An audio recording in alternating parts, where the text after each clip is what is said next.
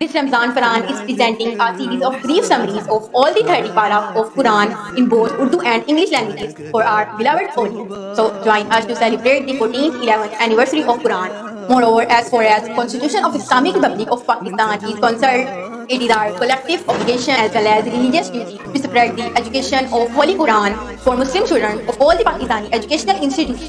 جزاک'Allah. یہ رمضان فاران اپنے پیارے سامعین کے لیے اردو اور انگریزی دونوں زبانوں میں قرآن کے تمام 30 پاروں کے مختصر خلاصے کا ایک سلسلہ پیش کر رہا ہے. لہذا قرآن کی 1411ویں سالگرہ منانے کے لیے ہمارے ساتھ شامل ہوں. مزید یہ کہ جہاں تک اسلامی جمہوریہ پاکستان کے آئین کا تعلق ہے تو یہ ہماری اجتماعی ذمہ داری کے ساتھ ساتھ مذہبی فریضہ بھی ہے کہ ہم تمام پاکستانی تعلیمی اداروں کے مسلم طلبہ کے لیے قرآن پاک کی تعلیم کو عام کریں. جزاک'Allah. پہلے پارے میں 2 صورتیں ہیں. سورہ فاتحہ مکمل شامل ہے جس میں صرف ایک ہی رکوع ہے.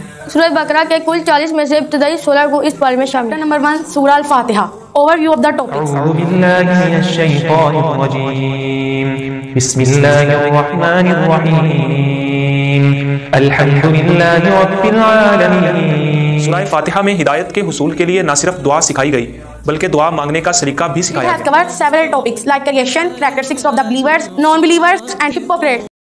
رکوع نمبر 5 آیات 40 تا 46. بنی اسرائیل کے لیے ہدایت کے 12 قبائل کے لیے صحرا میں ایک چٹان سے پانی کے 12 چشمے جاری کر دیے گئے. انہوں نے اللہ کا شکر ادا کرنے کے بجائے حضرت موسیٰ علیہ السلام سے کہا کہ ہم من و سلوہ کھا کھا کر اکتا چکے ہیں, ہمیں تو ایسی غذائیں پسند ہیں جو زمین سے پیدا ہوں. اللہ نے نعمتوں کا نزول ختم کر دیا اور انہیں کہا کہ کھیتی باڑی کر کے زمین سے اپنی پسندیدہ غذا حاصل کر. محنت و مشقت کے عادی نہ رہے تھے, لہٰذا شدید محتاجی غذا کی قلت اور ذلت سے دوچار ہوئے.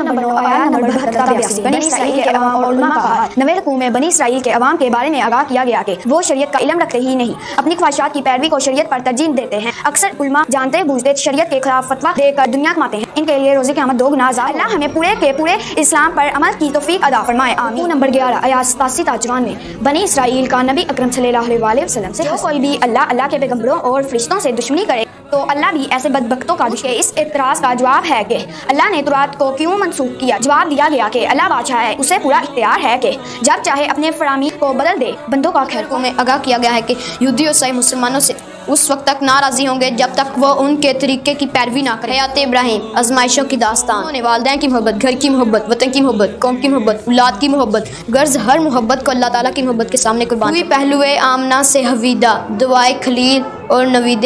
آج بھی اگر ہم چاہتے ہیں کہ معاشرتی عدل قائم ہو تو اس کے لیے بھی یہی طریقہ ہوگا. قرآن کی دعوت کے ذریعے سے لوگوں کو جمع کیا جائے, ان کی تربیت اور تزکیہ کیا جائے. اس کے بعد وہ اللہ کے احکامات پر عمل کرنے اور عادلانہ نظام کے قیام کے حوالے سے ہر قسم کی قربانی دینے کو تیار. نیک لوگوں کی راہ کی پیروی کی ہے, نہ کہ ان سے کسی نسلی تعلق کی.